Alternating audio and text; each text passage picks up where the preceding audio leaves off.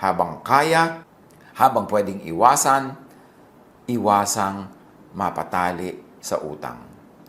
Avoid yung mga pay later. Kasi hindi ka naman sure about tomorrow, kung malakas ka ba, kikita ka ba, o magkakaroon ka ng mga ibang gagastusin at pangangailangan. Tapos nakatali na yung kikitain mo pa lang, wala pa sa kamay mo. Avoid mga mortgages when possible.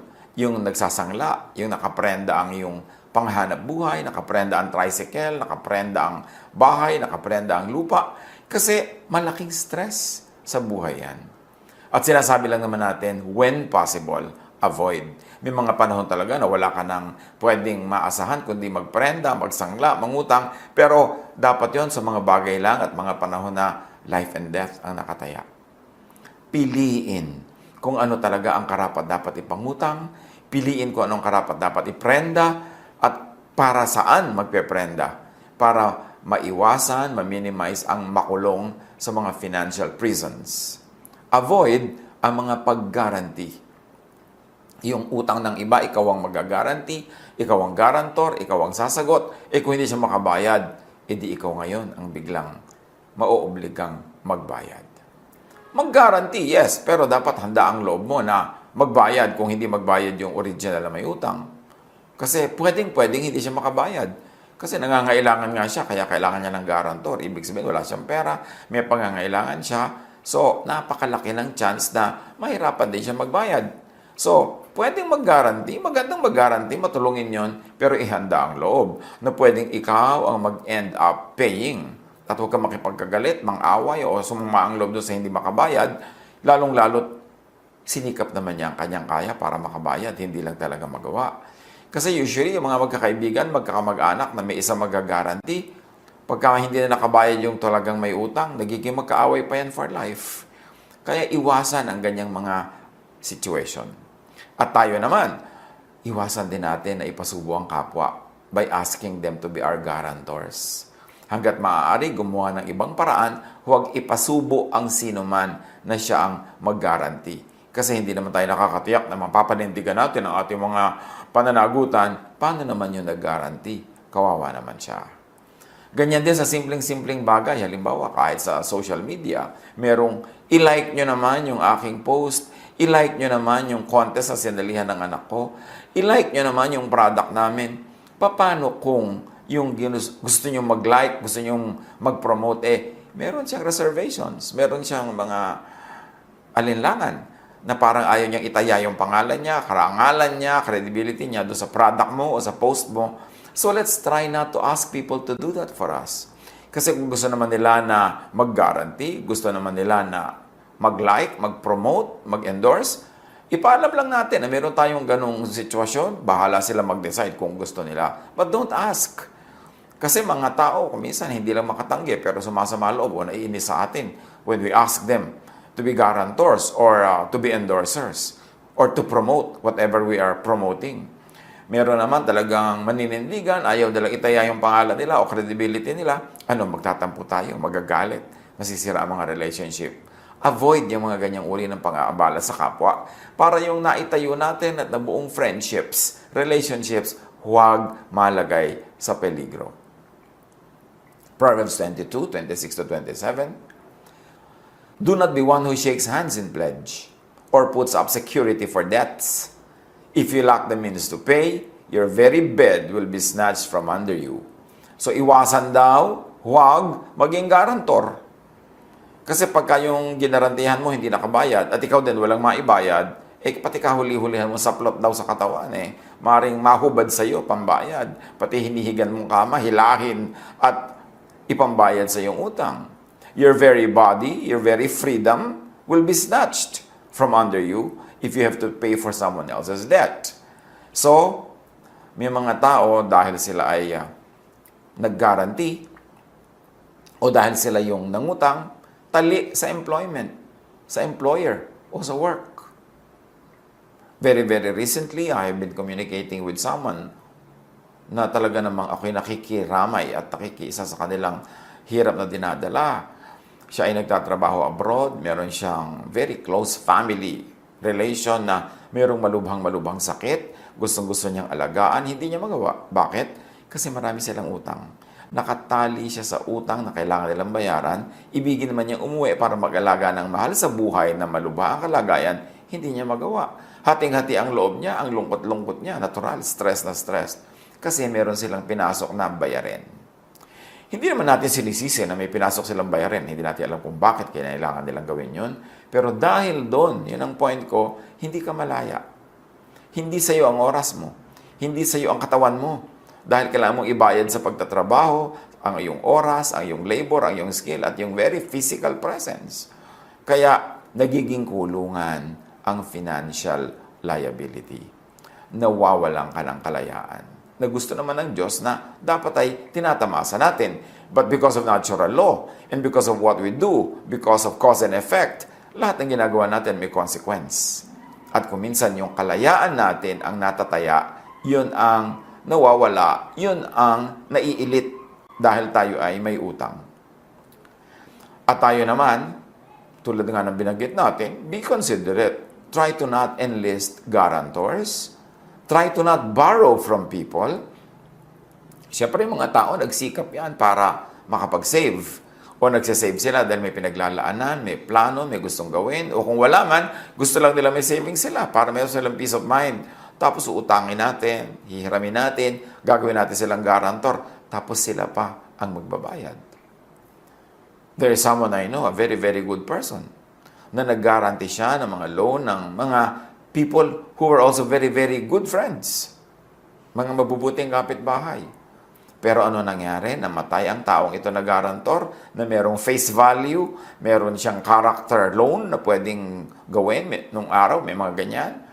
Anong ginawa nung original ng utang? Hindi siya nakabayad. Hindi ko alam kung hindi siya nakabayad o hindi siya nagbayad, pero ang ending, yung naiwang mga tagapagmana nitong namatay, na konting-konti lang naman ang minana, they ended up selling some of their properties, real estate, para bayaran yung utang na ginaranti nung namatay na kapamilya nila. Imbes may mamana sila, nawala pa. At sino ngayon ang nakinabang doon? Hindi siyempre yung umutang na hindi nagbayad kasi hindi naman siya yung siningil dahil yung guarantor ang siningil. At sa ating mga kamag-anak, sa mga miyembro ng pamilya, yung mga tinatawag na dependents, help your breadwinner to not get into debt. Tulungan nyo na huwag siyang kailangang mangutang sa pamamagitan ng kung ang iyong breadwinner ay nag-iisa lang. Ang mga members ng family, dapat umimbento ng paraan para kumita. Sa dinami-rami ng pwedeng i-sell online. Bakit inuubos sa mga oras, sa mga games, sa mga walang kwentang daldalan, kwentuhan, at kumisan pakikipag-away pa, o pagdi-display ng kinakain, o ng pasyal, o ng damit, o ng gadget, samantalang the same time could be used for business, to sell something, to earn. So kung meron kayong breadwinner, huwag namang kaisa-isang siya na lamang na nagbabalikat, nagdadala ng lahat ng gastos, lahat siya hanggang dental floss mo, siya talaga ang magbabayad, no? Hanggang lahat ng load mo sa phone, yan talaga yung tatay mo o nanay mo magbabayad. Dapat tumulong tayo, may invento tayo ng income. Pagka we are old enough and healthy enough to spend, therefore we are old enough and healthy enough to earn. Tulungan nating huwag mabaon sa utang ang ating mga breadwinners, at kung nagkaroon na nga ng utang, tulungan natin to pay debts. By saving, by conserving, by not asking for unnecessary things, para yung mga konting kinikita nila maibayad agad sa utang at lumaya sa pagkakautang. Kaya kung may utang, bayaran agad. Basta kaya, hanggang kaya. Bakit naman kasi yung mga iba napakabilis mangutang, magaling mangutang, pero pag bayaran na ang tagal, halos ayaw bitawan ng pera kahit nagkakapera na. Kahit may pambayad na, partially or fully, pag oras na ng bayaran, ayaw nang bitawan yung pera. Siyempre kasi you feel empowered pag may hawak kang pera. Pero tatandaan natin, kung tayo ay may utang, yung perang hawak natin ay hindi atin. Dapat yon agad-agad pumunta sa pinagkakautangan natin. We should reward those who lend to us, those who help us in times of need. Not punish them by borrowing from them and making them stressful, making them worry. And two, by not paying on time or not paying fully. Pag tinulungan ka ng kapwa sa panahon ng pangangailangan, pinahiram ka, dapat nagkakandara ka magbayad. Kung meron ka ng konti, ibayad mo na uli para kumukonti yung balance at siya naman, tumatahimik ang loob niya. Napapatunayan mong willing ka naman talaga magbayad. At nagagamit na rin niya kahit partially yung perang ipinahiram niya sa'yo. Dapat lahat lumalaya. Dapat lumalaya yung nangutang, pero dapat mahalaga rin palayain yung nagpautang. Proverbs 22:7, the rich rule over the poor, and the borrower is slave to the lender. Isang malaking dahilan kung bakit dapat tayong lumaya agad sa pagkakautang para tayo'y hindi sunod-sunuran, api-apihan sa mga nagpapautang sa atin. Para kung gusto nating mag-alaga ng mahal natin sa buhay, gusto nating merong gawin, merong unahin, pwede, hindi yung wala kang choice. Papasok ka sa trabaho kasi nakabaon ka sa utang o yung kikitain mo, may commitment na napupuntang babayarin. So mahalaga, huwag tayong maging slave to the employer and slave to the lender.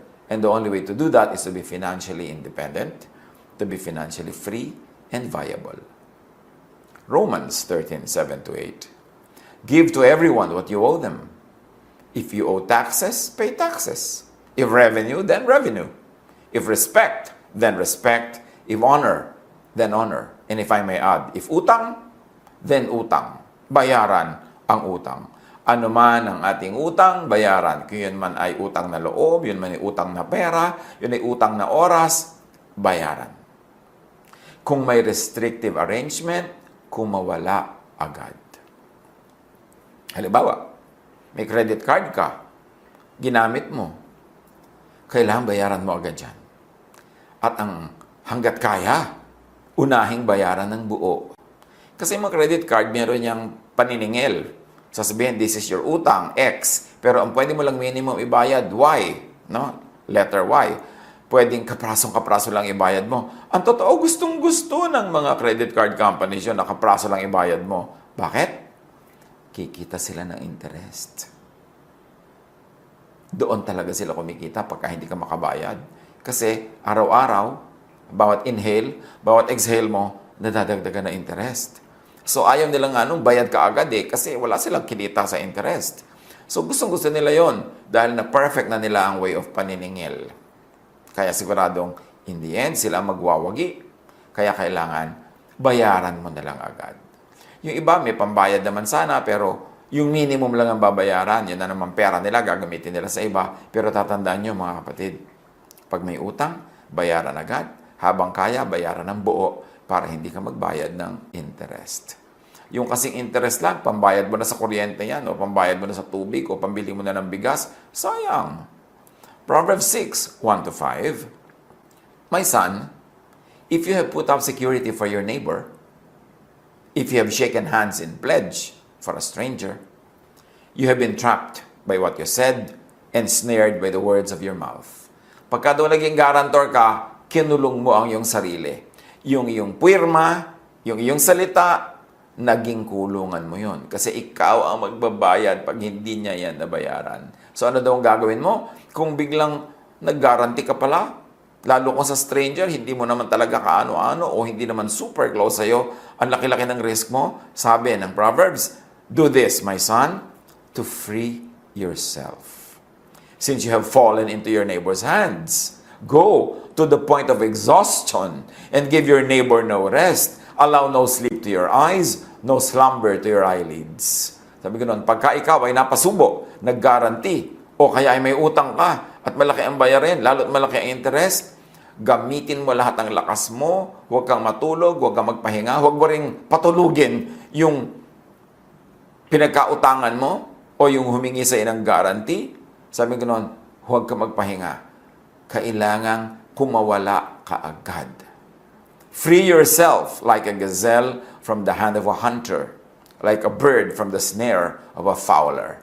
Kung makakakita tayo ng mga usa, mga hayop na nahuhuli ng mga hunters, lahat ng lakas niyan gagamitin para makawala. Sisikad, sisipa, lulundag, gugulong, ano man ang kailangan niyang gawin para makawala, gagawin niya yun. At yung ibon na nahuli ng bitag, talagang yan ay lilipad, yan ay ipapagpagan sarili, tatalon-talon, lahat gagawin niya para makawala. Yun daw ang gawin mo.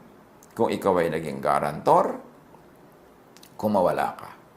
At kung ikaw ay may utang, kumawala ka. And the only way na makawala dyan, magbayad. At huwag mo nang tagalan ng pagkakatali mo, ang pagkakaalipin mo, bayaran mo na agad para free ka na. Dahil kung hindi ka magbayad agad, lumalaki ang interest, mas humahaba ang iyong imprisonment. So, be financially independent. Be financially self-reliant. If you are old enough, healthy enough, then be financially independent. Hindi maganda yung word na dependent. Ang dami-dami mga tao, dependent po kami. Dependent po kami. Can you imagine yung word na dependent? Ibig sabihin, umaasa ka.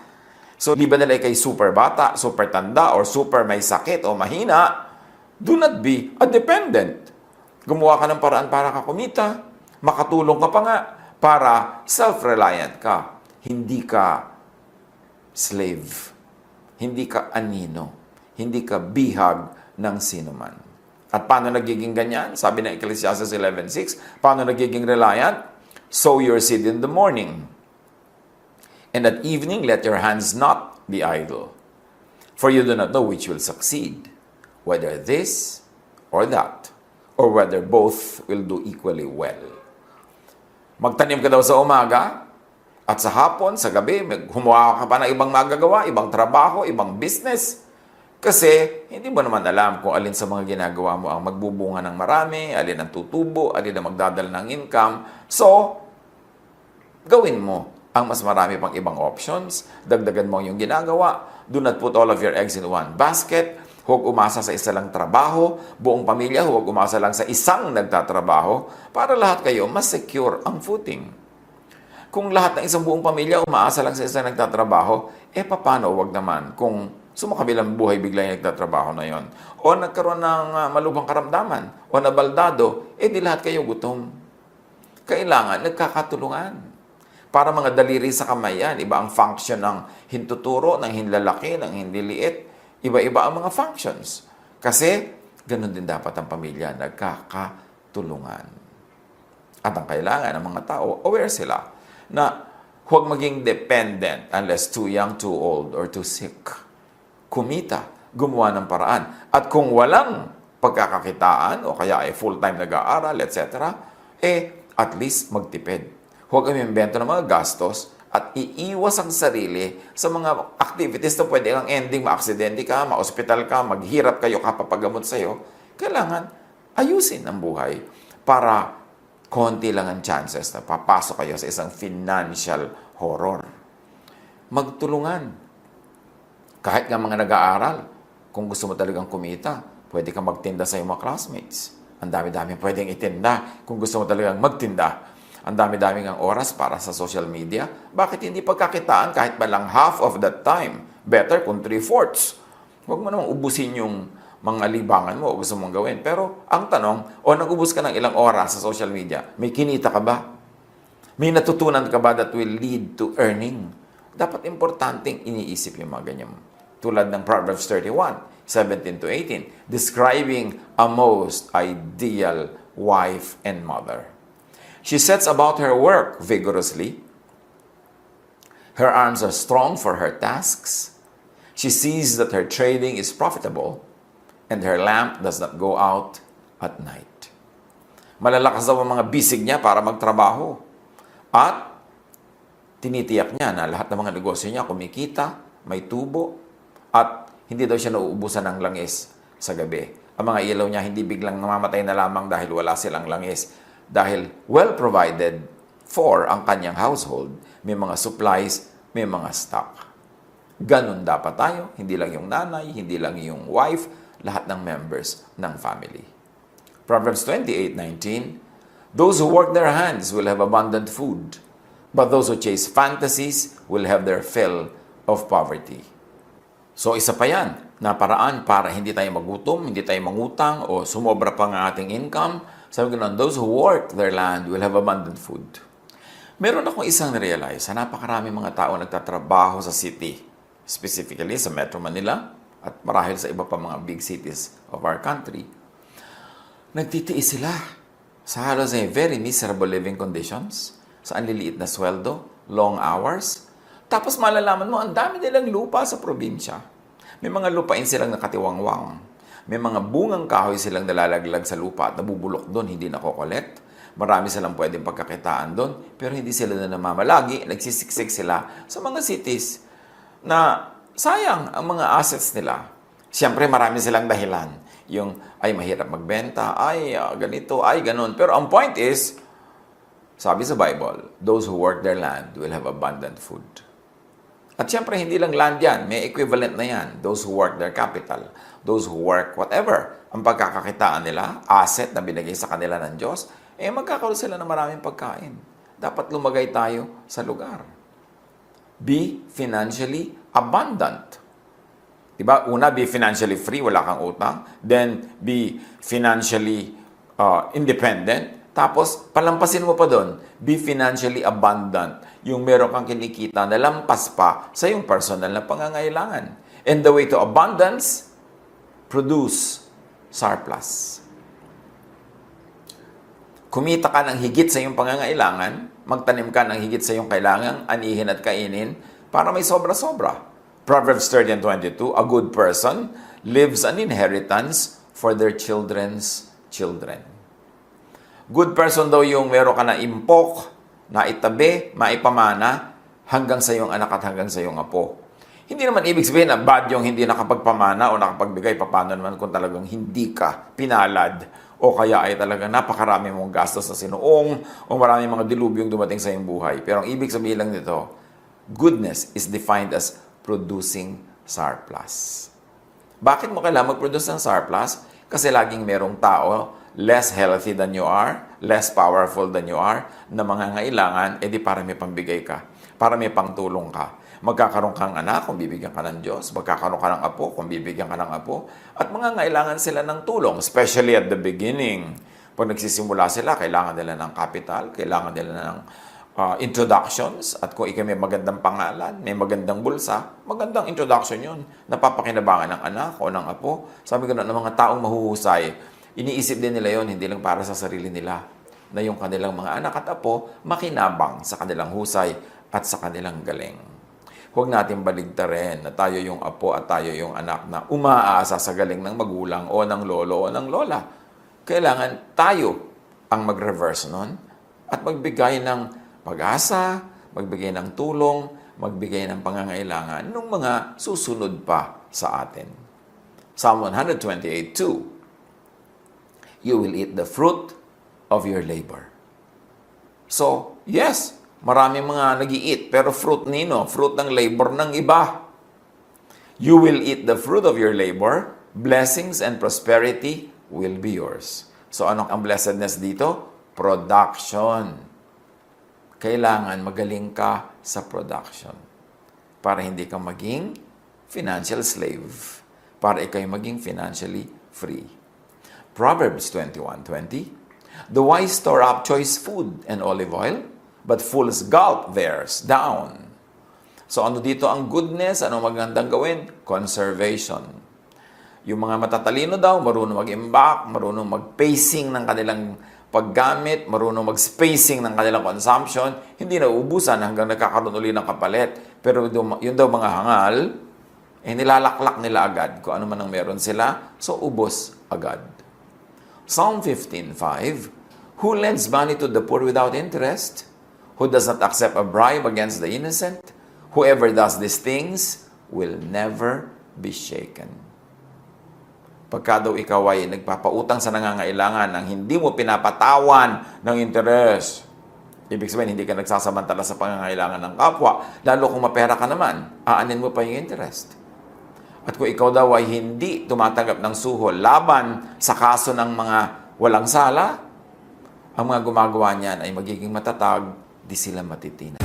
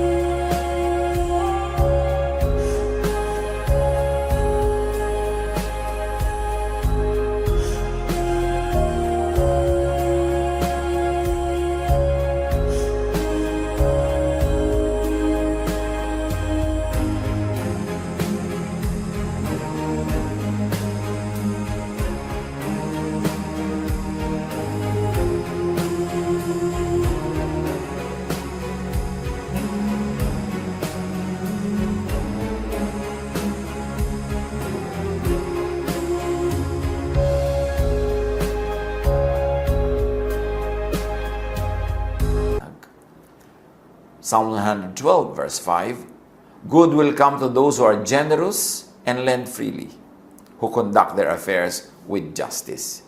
In other words, ano ang paraan dito para maging financially free? Di ba yung una, production, and then conservation. Ngayon, goodness, kindness to the needy. Meron din siyang ginagawang mabuti sa'yo, nagiging productive ka, nabe-bless ka, you become financially free and independent. Why? Because everything we do in the universe has consequences. At ang mga ginagawa nating mabuti ay may bunga. Lalo kabutihan sa mga kawawa, sa mga kapuspalad, at sa mga maralita. Sabi ng Ecclesiastes 7:12, money is a shelter.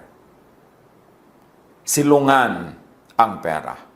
Muog, bahay, sandalan, dingding, pader, bakod. Money is a shelter. Ecclesiastes 10:19, money is the answer for everything. Marami kasi mga religious people, akala mo naman they really hate money para hindi sila mahilig sa pera. Pero ang point, hindi naman tayo pinagbabawalan na gumawa ng pera, mag-impok ng pera, ng sobra-sobrang pera, kasi maraming buting magagawa ang mga sobrang yan. Ang sinasabi lang, do not love money above God or above other people or above your own soul. But do make money and value money.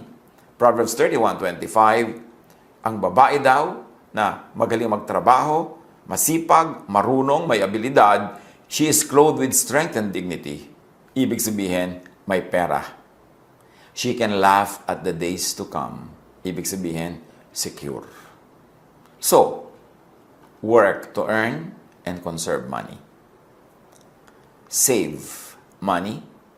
Live within your means.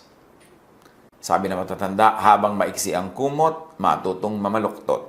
Pagkasyahin mo ang sarili mo sa 1 square foot na kumot o 1 square meter na kumot. Kung talagang yun lang ang kumot, live within your means. Borrow only for life and death needs. Don't borrow money para mag-party, para bumili ng bagong damit, para bumili ng bagong gadget, lalo't hindi naman panghanap buhay yung gadget. Don't borrow money for mga reparations and mga improvement ng bahay na hindi naman necessary. Hindi naman dahil tumutulo yung bubong o lumulubog ka sa baha o nakikita ka na ng neighbor dahil wala kang dingding. Piliin ang mga paraan kung kailan lang talaga kailangan manghiram. Kasi nga, the borrower is a slave to the lender. At kung tayo naman ang may resources, tayo yung nilalapitan at kaya naman natin, lend freely. Huwag na tayo mag-charge ng interest hanggat maaari. Bakit? Kaya nga nanghihiram yung mga tao dahil gipit. Tapos papatawan mo pa ng sobrang interest. E di para man rin silang sinakal. Pinayagan mo lang huminga sila sandali pero sasakalin mo na naman uli sa yung sobrang interest. At yung mga may utang, nangutang, pay soonest. Be responsible. Tinulungan ka ng tao umutang sa'yo.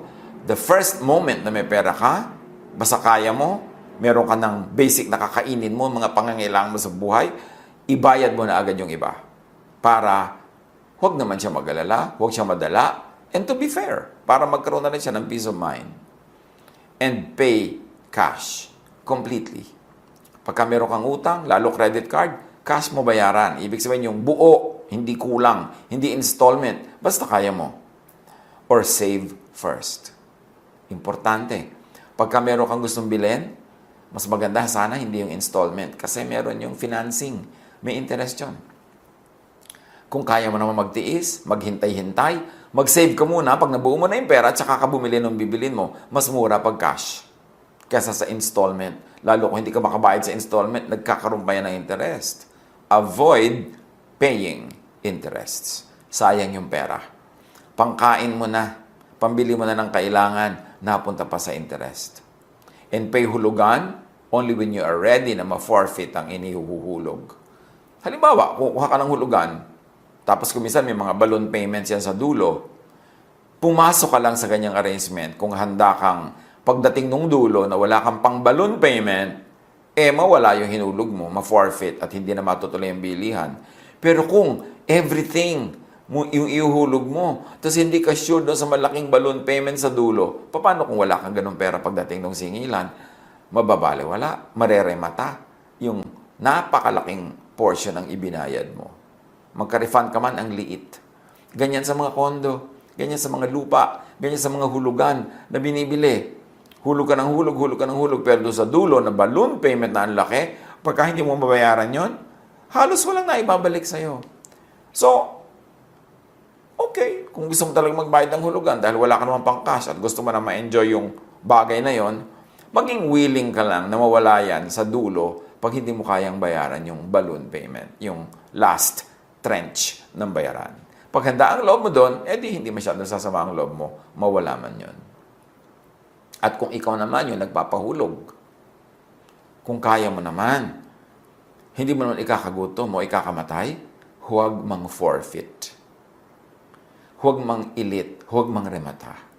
Yung nagsangla na nga yung tao sa'yo ng mahalagang bagay. Kung motorsiklo yon o tricycle, panghanap buhay, sinangla sa'yo, tapos hindi makabayad, ifo-forfeit mo pa, edi lalo na siyang nawala ng hanap buhay.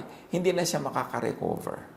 So kung binebless ka naman ng Panginoon, na pwede ka namang magpalampas na lang muna o maghintay na lang uli ng payment, huwag mo na sanang ilitin o rematahin, lalo kung panghanap buhay. Para yung kapwa natin makarecover. Yan ang ibig ng Panginoon sa ating buhay. Maging mabait, maging mabuti. Yan ang high religion. Yan ang mga best theologies. Kasi yung mga anong pinag-aaway-awayan ng mga theologians, tapos hindi naman sila mabait sa kapwa. What's the point? So be free. Especially at times, you need the most to be free.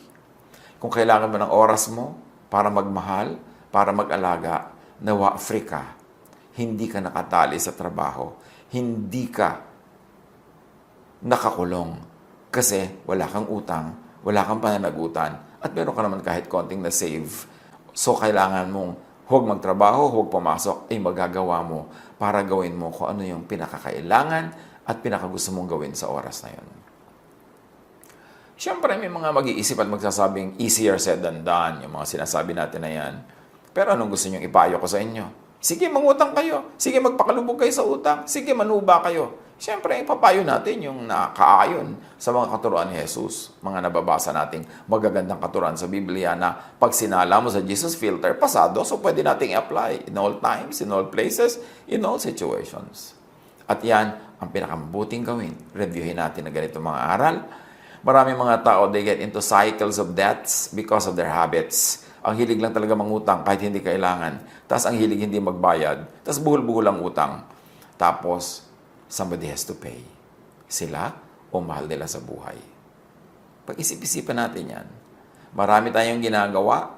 Bunga rin ang mga itinanim natin kahapon, last week, last month, last year, 10 years ago.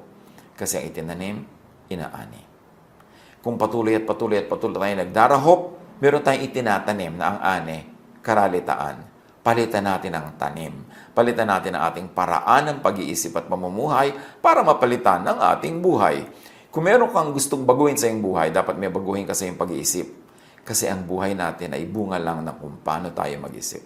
Kaya sabi sa Romans 12:2, be changed by the renewing of your mind, so that you will be able to prove the perfect will of God. In so many words, that's what it is saying. So, kung meron tayong gustong magbago sa ating buhay, magbago tayo ng pag-iisip, ng ugali, ng asal at habits. Kung gusto nating mabago, makatakas tayo sa kahirapan, palitan natin ang mga habits that keep us poor or make us poor. Pag-aralan, pagbulay-bulayan, at nawa, umasenso kayo mga pamangkin, mga mahal ko mga pamangkin, kumita kayo ng higit sa inyong pangangailangan, mag-umapaw ang inyong mga pera, at mag-umapaw ang inyong mga charities, ang inyong mga good work, social work, maging sa mga hindi kakilala, at lalong-lalo na sa inyong mga immediate families. Pagpalain tayo, mayaman ang ating Diyos, marami siyang kayamanan gusto ibigay sa atin, pag-aralan natin kung paano hinuhukay, binubungkal, itinatanim, para anihin.